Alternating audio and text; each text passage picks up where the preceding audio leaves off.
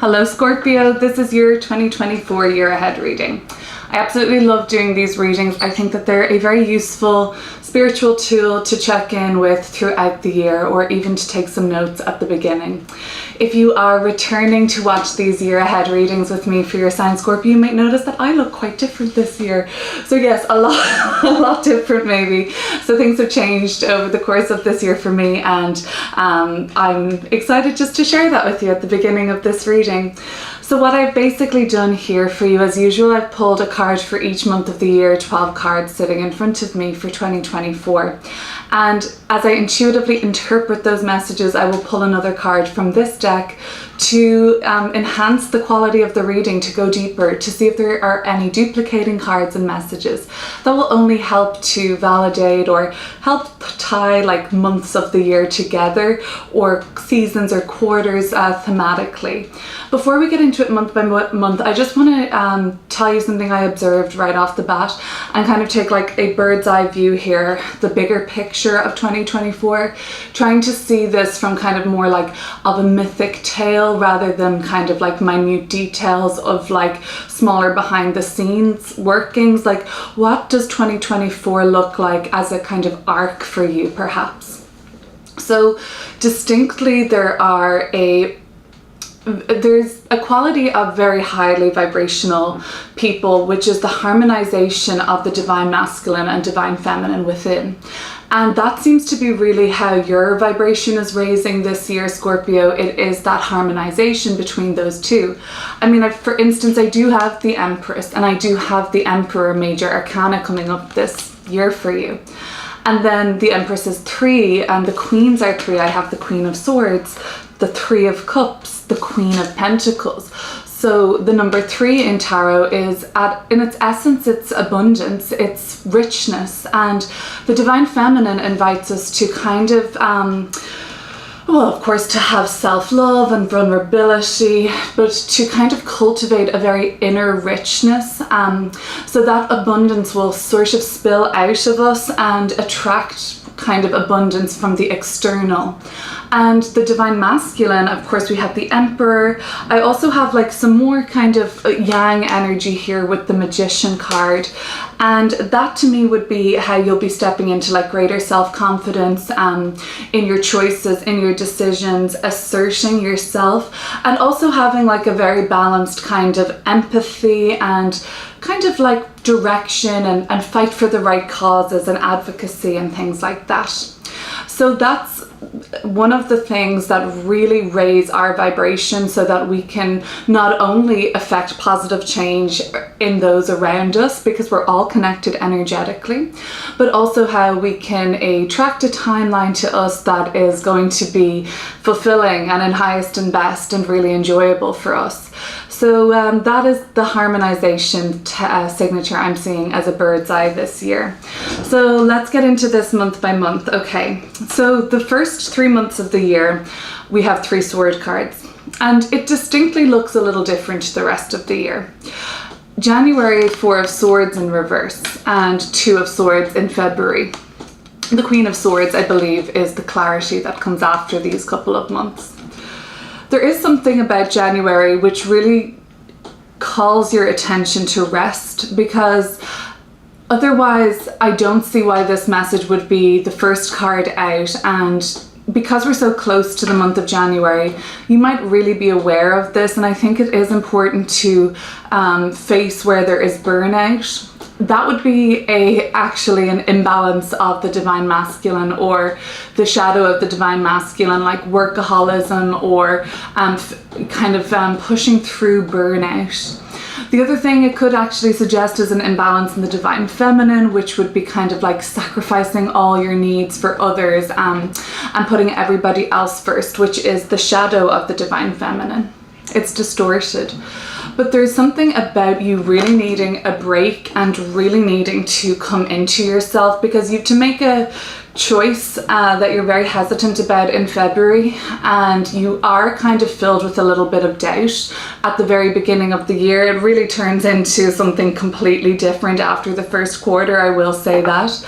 But March then is a kind of representing a turning point with the first eclipse that is in the sign of Libra. The Queen of Swords is the sign of Libra as well. So looking at your Libra house to sort of understand where there is a very distinct closing of a chapter come March.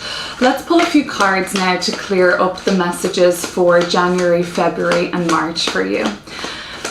So like I said, the plus side of the needing to rest and needing respite, because, you know, Four of Swords in reverse is not heeding to your needs and not like honoring the fact that you are going to need to withdraw in certain periods of your life. And that's the Four of Swords upright, but the consequence of ignoring that in the Four of Swords in the reversal can be the burnout. The other thing is, though, the more light aspect of that reversal is actually like a spiritual breakthrough or a real like kind of sudden expansion in consciousness and like awareness of something. So that could be possible too. The Lovers in reverse. Okay, so the Lovers we always think of the Lovers as a soulmate connection or a union or a relationship or something kind of karmic and contractual. It also is about a choice. It's the Gemini card. It actually used to be called the Choice before it was renamed the Lovers, which I think to me is saying that the choice that you have to make in February is not an easy one. And it might not be such an impactful choice for like external circumstances in your life. You're like, okay, this choice I make, it's going to change X, Y, Z for me. It actually might be a choice that is something for you within yourself. Like, okay, I'm going to advocate for this. I'm going to advocate for myself. I'm not going to shy away from like my integrity or saying like, if I'm asked a question, like I'll directly answer it. I'm going to like move away from sort of avoidant tendencies, which is really a card of avoidance here with the Two of Swords. The blindfold is on and you're kind of like either lying to yourself or you're in denial about something. Now, the Choice in the Lovers card in reverse is saying like January probably isn't the best time to make a choice. It might be necessary that you do. It could be something that's pressing, but at the same time, you have to allow, if you're doing it under any duress or if you're choosing to do something with any pressure or obligation or sense of duty, it may not be, which the Lovers card reflects in its reversal, what is in highest and best for you. The other thing that could be true is that you need some space to kind of honor this significant choice because the choice is difficult and it might even impact on others or it may not.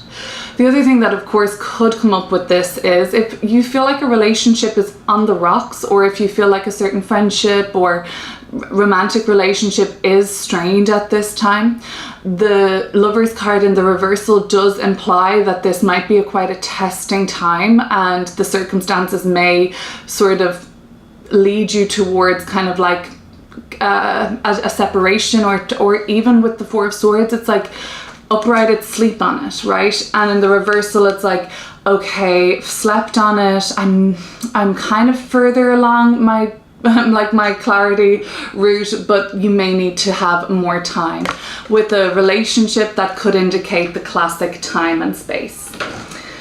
For February, so the February portion of the year is about hesitation and doubt, finding it difficult to make the decision in front of you, finding it even hard to see. Now March, and then from there on out, we're just bursting with clarity, and I guess that's when that harmony between the polars, maybe that's what that is. You know, this is like the Two Swords, there's duality here, there's an opposing option, or there's two options that polarize each other or set each other apart or clearly make difference. Whereas the bird's eye view I took from this reading is that by you harmonizing spiritually, and this may just be more subtle and background kind of a thing, because of course, like, you know, life will just be happening and we may not always be reflecting on what the spiritual journey element of life is in 2024, but I think it's that harmonization to raise your vibration, to just have a better life, basically,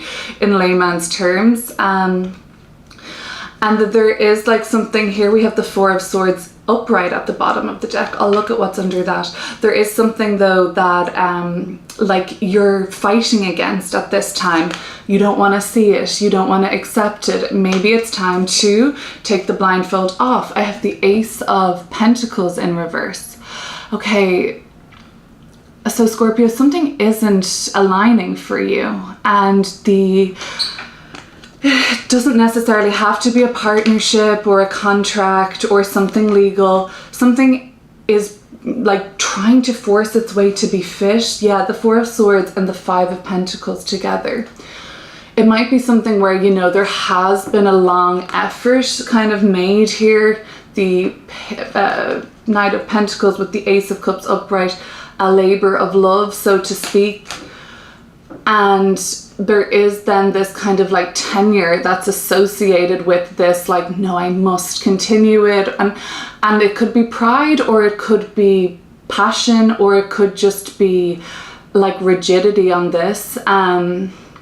Or yet to see it in a different way. And the Four of Swords here with the Five of Pentacles, it's like this kind of hurts you that this is not free flowing for you. Now, the free flowing energy is really just taking off, especially by April. And it almost looks like for the rest of the year before I pull more cards, I will say that. So it's time to see and be real with yourself. Take the blindfold off in February. You can't force this to work, because upright, aligned, in reversal, not. It's just not going to be an energetic match for you. So the forcing, the blindness to it, the lack of acceptance, it's only going to create like friction and boundaries for you. And the rest of the year is such a flow state and very abundant. So like I said, 1, 2, 3, 4 cards now representing the number 3, and we might even see more. And like I said, 3 at its base, it's more directions opening up. With the 2, we're kind of limited. We have a choice or another choice. With the 3, there's a third, or kind of there's that kind of like ascension with the triangle, and then there's this kind of like more possibilities. And the more options you have in any given situation, like if there's 3 options, if there's 4 options, then you know that this situation is worth aligning yourself to. When things are black and white, it's one or the other, or there seems to be like only one option, maybe 2, it's less in alignment. So that could be a good litmus test, but to see sort of what's not working in January, February, and allow yourself the space and clarity and break to sort of factor all this in. So March, we've got an eclipse in Libra on the 25th. It's a South Node eclipse. The South Node in Libra. It's the final lunar eclipse in Libra that we're going to see with the South Node in about 18 years. The Libra eclipse in October is solar eclipse. So yeah, this is the lunar eclipse. Again, closing the Libra South Node eclipses, and we'll be closing the Aries North Node eclipses this year, and moving on to Pisces Virgo in September rather. So something about March is very definite for you, and it definitely represents the end of an old way of living. And for the Queen of Swords to be coming up, it's like the old way of seeing things. 10 of Cups, a very beautiful and positive turn to the year now. February, March, or January, February, it's like it's not the worst, but it's just about admitting defeat, or it's something that's like clearly not working anymore, and that's fine. As we move into the month of March, we have this beautiful energy of Mars transiting through Pisces, which is the 10 of Cups, and we have this, which is about dissolving conflict and harmony, and kind of like a very happy and fairy tale or dream come true, wish fulfillment energy coming through. With the eclipse on the 25th, I actually think that it's going to be quite a clarifying eclipse for you, Scorpio, where you can really see what your true happiness is, what's worth pursuing, and it actually might bring the end of a conflict in a relationship, because the South Node in Libra is about clearing karma in relationships specifically, or with the law maybe, or with our own kind of like shadow Libran tendencies of people pleasing, deception, and like fake politeness and sort of nonsense, basically. So you might be able to kind of overcome long sort of emotional journeys in the month of March. Okay, so April looks like there's a real reason to celebrate with the Three of Cups. You're definitely backed by good people in April, and you've got a lot of support emotionally, but also this could talk about like a milestone or a rite of passage or a celebration, a ritual, a ceremony. We see parties, we see festivals, we see raising glasses and toasting. So the three, again, the three speaks to abundance and growth and fertility. And interesting, the Queen of Swords. Okay, so dealing with a Libra between March and April could be quite major for you at the moment. It may not just be about those eclipses. The Queen of Swords appearing again tells me that March and April, this eclipse season, is very linked for you thematically. That makes sense. But you definitely have this really clear vision of what it is that you want and who is like your ride or die, your teammates, your family, because the Queen of Swords are both coming with these really like abundant cup cards, which are more about your emotional world and the people you love and the people you share it with and friendship and like overall joy and things like that. So March and April just looks like a really joyful time in your life, Scorpio, especially if it's anything to do with family, enhancement, expansion, or growth around like personal topics to you and what you hold dear and near to your heart and the people you love doing well and just cultivating a lot of joy in your world. The eclipse on the 8th of April is in the sign of Aries. It's in a north node. It's in a north node placement configuration, so it's going to be also conjunct the sign, or not the sign, Chiron, which is a asteroid, and it's associated with our original wound. And for the collective, April is going to be really huge in terms of that eclipse at the beginning of April, because it's going to be really calling us towards what the North Node in Aries most light is, which is of course autonomy and authenticity and independence and sovereignty, and away from the Libra South Node tendencies of, I suppose, like the people pleasing thing is huge, but the other thing is like a victim mentality as well, and dependence, and like how much the collective identifies with that to the point of like saturation with the South Node, and like essentially, you know, the kind of eclipses are like, guys, you have grossly overdone that. And the North Node in Aries is like, but you haven't yet tapped into the potential of this. And that's very collective, but you might really feel strongly aligning yourself to that depending on how potent this particular eclipse is in your chart, I suppose. Yeah, okay, great. So you have a real sense of clarity, double Queen of Swords, a real sense of a vision, and you are, I mean, it's now you're alive in a sense mentally, whereas January, February, of course, seems like it's more of the challenging time of the year. Not so bad, get it right out of the way. Okay, so there's like a neat little storyline emerging for the next 4 months then. So now we have May, June, July, August with 4 fire cards. 2 of Wands, the Emperor, Knight of Wands, and the 9 of Wands. So fire is a little bit more of that yang energy coming through, where, you know, you've got another queen and 2 queens and 3 there. So, you know, you're really in this like figuring out how the perfect harmony between the divine masculine and feminine works this year. It's not like every day you wake up you're going to be like, oh my god, here I am in my feminine or my masculine. It's a background force, but still a very powerful, strong force coming from within you, actually. So the 2 of Wands. 2 of Wands represents a decision or a choice to pursue or not to pursue. It is a figuring out and a kind of trusting in your gut. Here's the 4 of Swords again at the bottom of the deck. Great, more masculine, fiery, assertive energy coming through. That's great. And you know, I'm gonna just pull another card for the Emperor now that I see the King of Wands, because they're like very similar energies coming through. So yeah, let me talk about this neat little storyline. 4 of Swords. Great. So that breakthrough you were struggling to take, or the break you were struggling to take, or the understanding you were struggling to reach, it seems like for sure by the May, June, July, August time frame this year, you're very like much more clear. The Six of Cups, if it came up with the Five of Pentacles, which is here before, and now the Six of Cups emerges, for some of you, it has to be said that the issue is so embedded in you that it's so dormant and it's so childhood or so like conditioned at this point that it's, what's the word, like it's default, or it's kind of like, yeah, you just go there. It's so instinctive, and so that is something like an avoidant thing, or something that like you haven't addressed, or something that's repressed.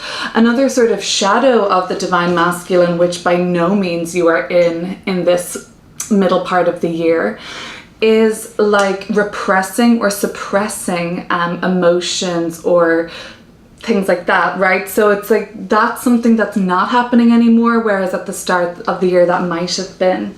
Okay, so the little neat storyline that is coming up for me here is that May and June, you're really making decisions to empower yourself, to lead, to advance in your career, to advance in your professional life, to really kind of like climb the ranks in a sense, and to step into a greater sense of empowerment and like strength is one thing, but like there's a real commanding presence here, and like you being the boss, you being the captain of the ship, you taking the lead, inspiring others.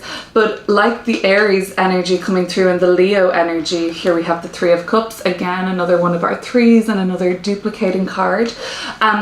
Like that, there's going to be cause for celebration for you, I think, and you might be celebrating others in April, but you also might be getting celebrated. But whoever you celebrate in April, they're someone you really love, so it's as good as yourself being celebrated.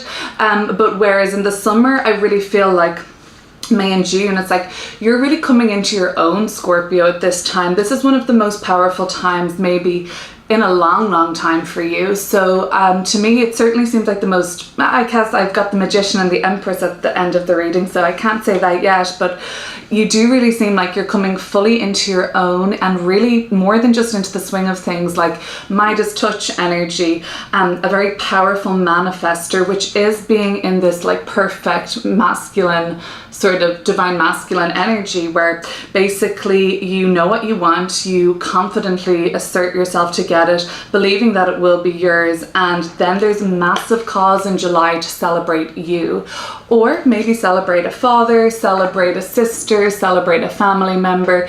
Again, it's like all about like you celebrating people around you this year and celebrating yourself. Some of you might be stepping into a role in June where you really feel like, okay, this is an archetype that I'm trying on now, which is very much linked towards like leadership, fatherhood, parenthood.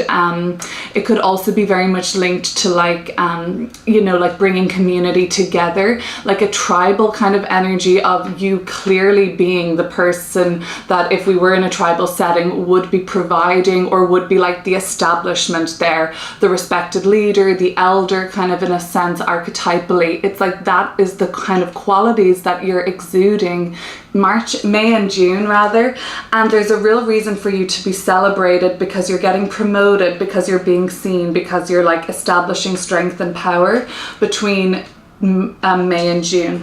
Now you make a choice, I believe, in May which establishes more so you as the sort of chairman or CEO or kind of top of the table, or the boss, or entrepreneurial cards coming through, or if you're kind of in the spotlight or entertainment, this is a very glamorous energy too, and it's quite inspiring and influential. So that could be where you're seated basically in May, and you again in your powerful masculine make the decisions to do this.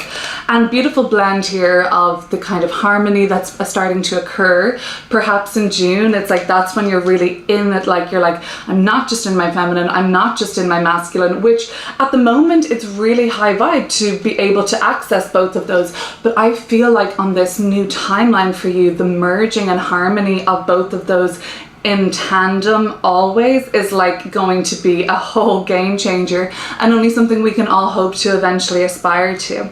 So that could be where you are being able to advocate and lead. And the Aries energy coming through here with the North Node transiting through Aries all year, it's like, look to Aries in your birth chart. Where are you meant to be stepping up here? Where are you meant to be speaking in your truth? It's one thing to sort of like know your truth. It's a much more powerful frequency changer to actually speak your truth and be authentic.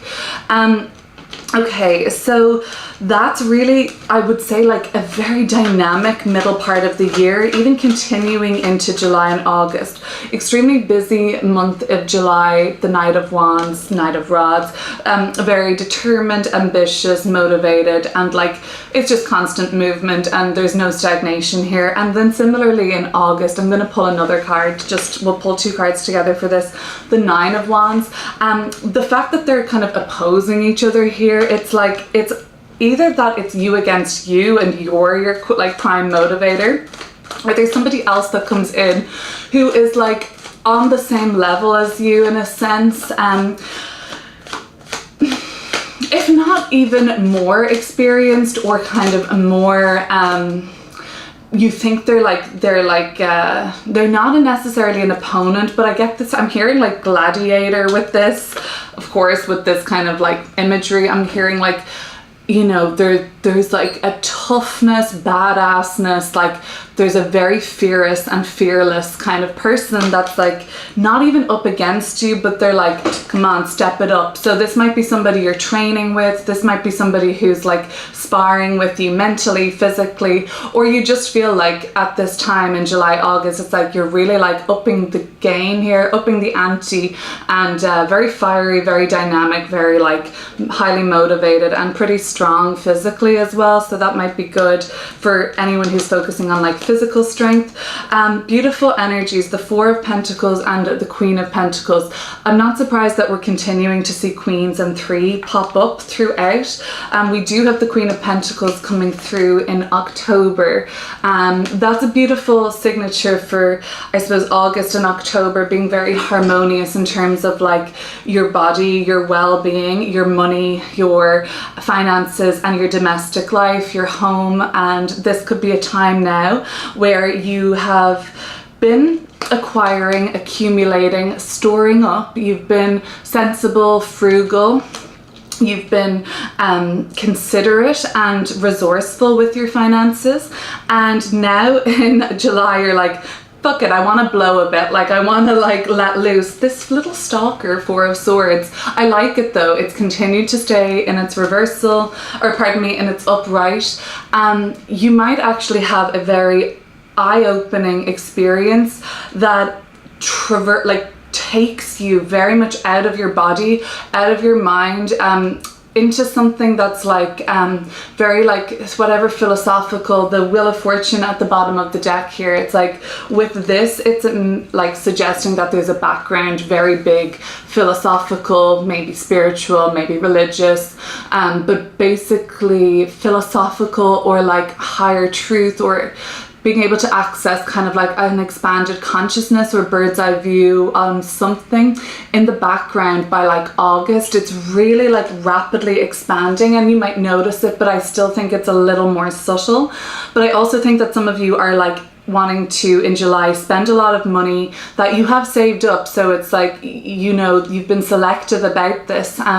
You want to do that on travel or adventure or getting out of the norm and the rigmarole of the mundane of everyday life. It's like, I feel like with you, Scorpio, this year it's not about like hedonism, maybe it never is. It's just about like a healthy balance between like cultivating like a good work-life balance consistently, without having to like run towards escapism or hedonism. It's just like blow out when you need to, everything in moderation. I think that that's kind of like what's happening here.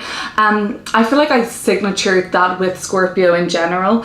They have that desire to be watery, but at the same time it's fixed. So there's a little bit more of a containment on where that kind of weird watery wonderland can kind of go in terms of consciousness and like exploration of that. the Queen of Pentacles, that's not to say it's not hella deep. The Queen of Pentacles and the Nine of Wands. Okay, so that's August. And yeah, I mean, yeah, I think you might be inspired then to spend money on like home improvements, the Queen of Pentacles, or like your physical body, or luxury items, or clothing, or pets, or things that are perceived as like abundant extras and leisurely things that improve the quality of life basically and bring you joy. But they're material, but they're not superficial. There's something that's very kind of like proper and luxurious and like perfect for you in this moment. Yeah, I also think like if you're wanting to enhance your physical appearance at any time during the year, it seems like August is a really nice time to do that and work on your physicality, your health, and your overall vessel. And home improvements, domestic life, and sort of family situations are improved in a lot through this year, in fact. Like, so that could be something that starts to turn around in March actually with this 10 of Cups. Like any long-standing family disagreement or tension, or even like things that the family have like don't have the codes to realize yet.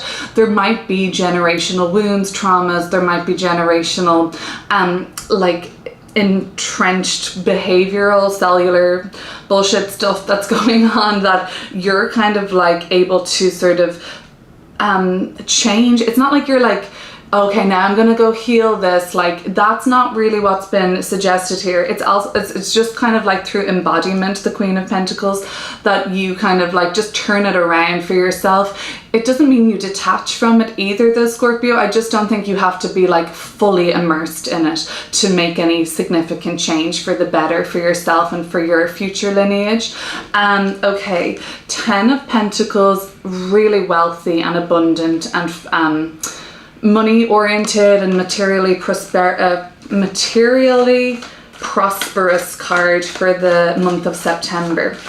Okay, so we're in the last quarter of the year. Thank you so much for sharing your time and energy today. I'm going to take a quick little sip of water. Thank you so much for your time and energy so far for watching this video. So now would be a really great time if you would give this video a like, leave a comment to see if any of this resonates with you so far. Make sure to subscribe, of course. And yeah, thank you for your energy as well. Let's have a look at the 10 of Pentacles for September. This has been a fantastic reading. I think quite different to your reading last year. I think there was a lot of towers in that reading, a lot of moon card energy.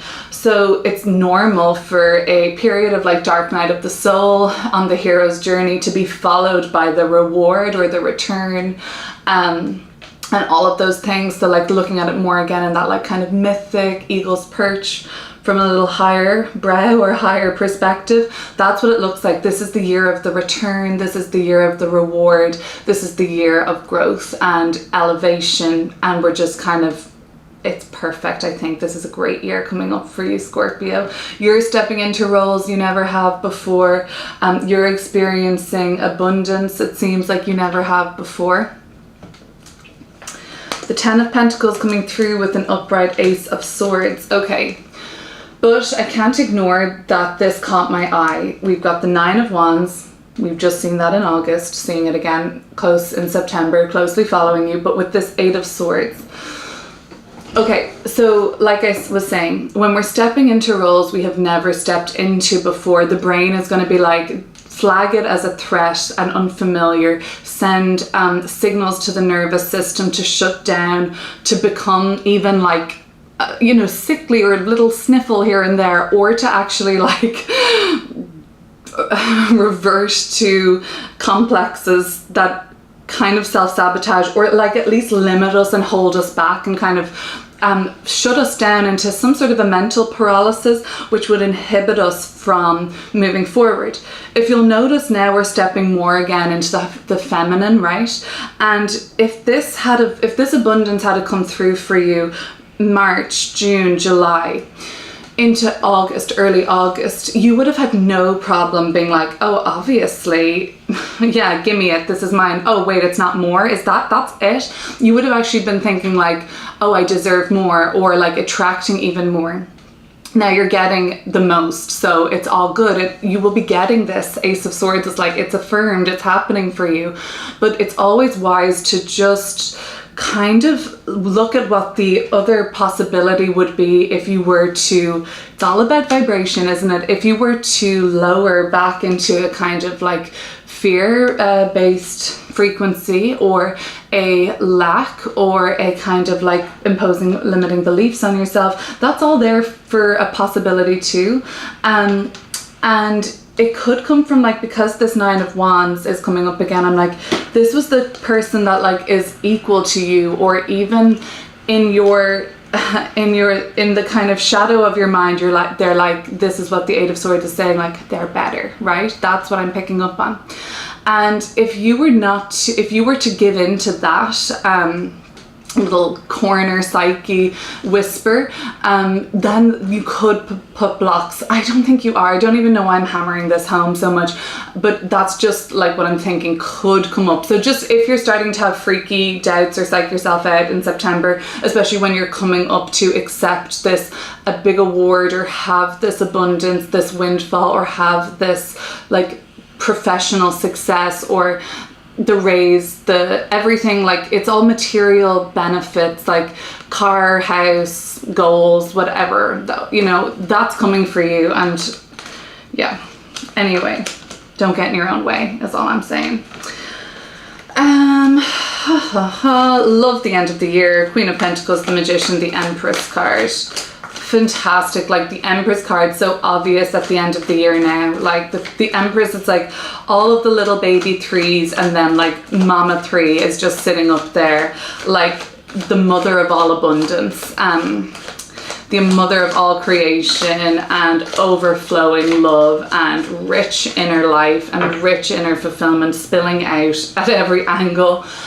So yeah, like it's all working towards that. And like, you know, it could have been the Emperor Empress at the end of the year, but it's the Emperor Magician, yin and yang anyway. So it's like very much like you've just nailed it, like you nailed 2024.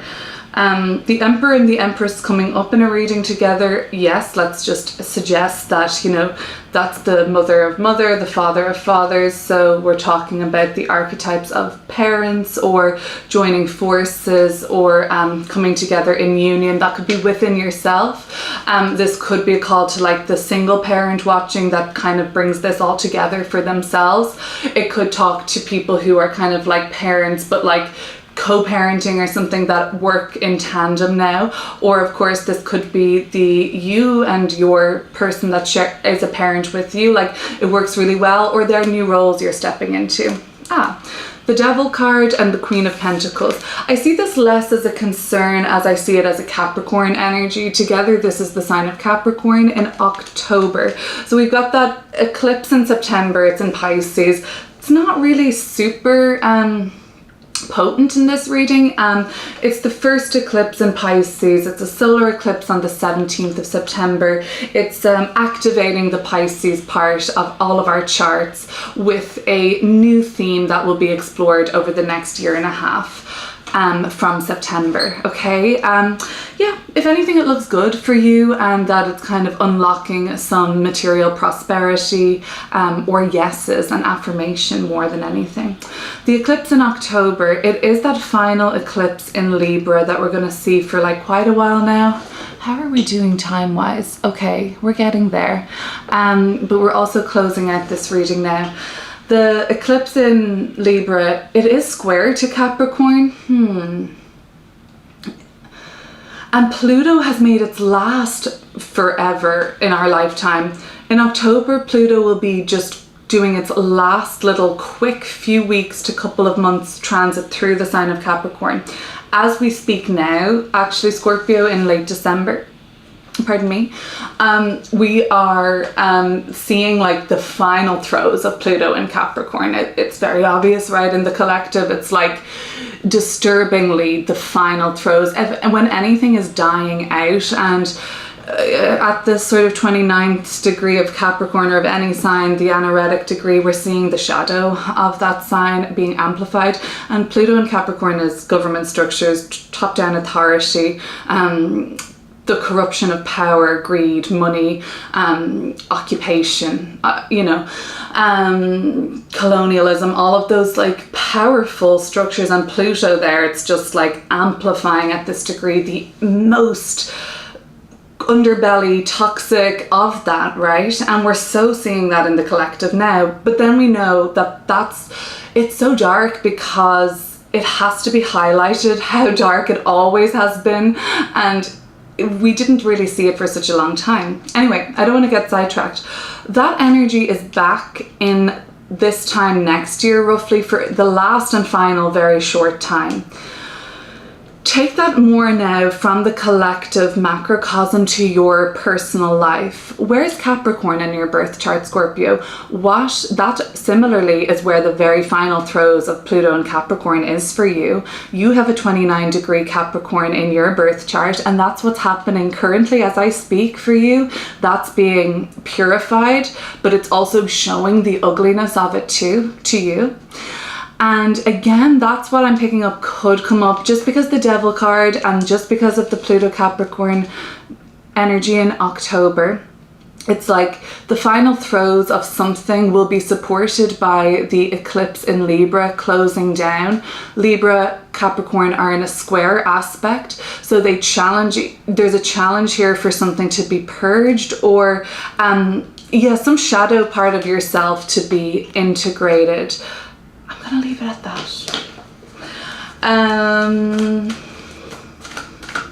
The Magician card and the Empress card coming together for a fantastic end of the year for you. You deserve it, Scorpio. Come on. This is about whatever it is that you want, you do something about it, and the results are threefold, right? The Magician and the Empress. Let's clear them together. They're two major arcana cards coming after a kind of like more intense October of soul growth.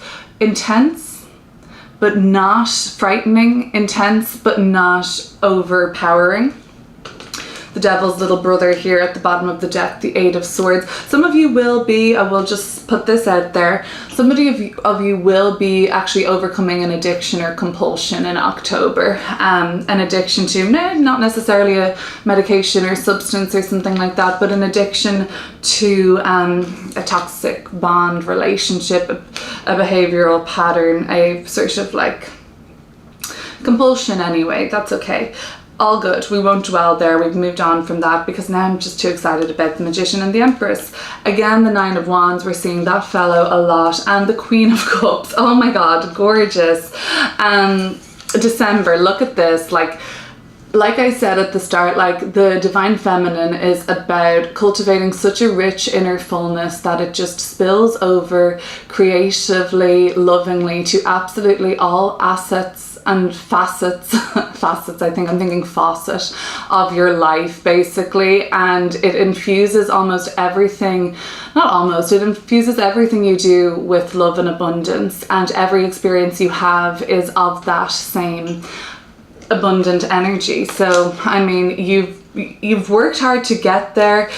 Even Nine of Wands and the Magician card, very masculine in November, very feminine December, really kind of hammering home my intuitive like first glance at this was like, okay, that's what that's all about. And in the Nine of Wands and the Magician, like November, it's like, okay, you do something about what it is that you want. You really challenge yourself to kind of stay like up your game and keep working and keep persevering with this and keep doing something about it, even a little bit every single day for like a more major gains to follow.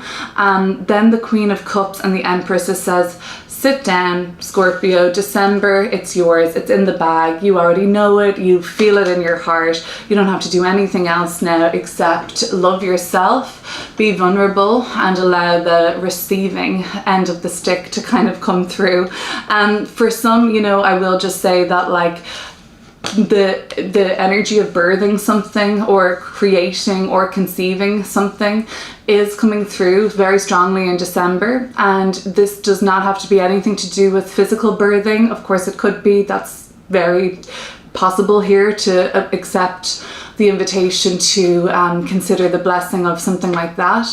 The other thing could be though like a burst of creativity, birthing something into the world, like a piece of music, a piece of art, a piece of your essence, something that you've dedicated your sacred time and space to creating, and now the world is ready to see the birth of that. This is also something to do with just pouring your heart and soul into something. And yeah, I mean, it could be charitable, it could be something to do with your kindness, it could be anything that just like has a stamp of beauty and artistry and like pure love in it. So that's so great. Like the world will definitely love that and need that. Yeah, I feel like that's kind of it now. Let's do a roundup. How many threes did we get? 1, 2, 3, 4, 5, 6, 7, 8. 8 out of 16. Oh no, God, I can't do 8 out of 24 cards here. Pretty more than just statistically coincidental, I think. You've got some of that like masculine energy coming through too, for sure, but the 3 would be the number of 2024, I would say, for the sign of Scorpio. Richness, fullness, fertility, growth, abundance, more directions emerging from the current, what the trajectory looks like now. The 3s say, here's a road this way, here's a road that way, you want to go up, you want to go down, the world is your oyster. That's what I'm seeing for 2024 for you. Okay, it's such a pleasure to read for you, and I will speak to you real soon.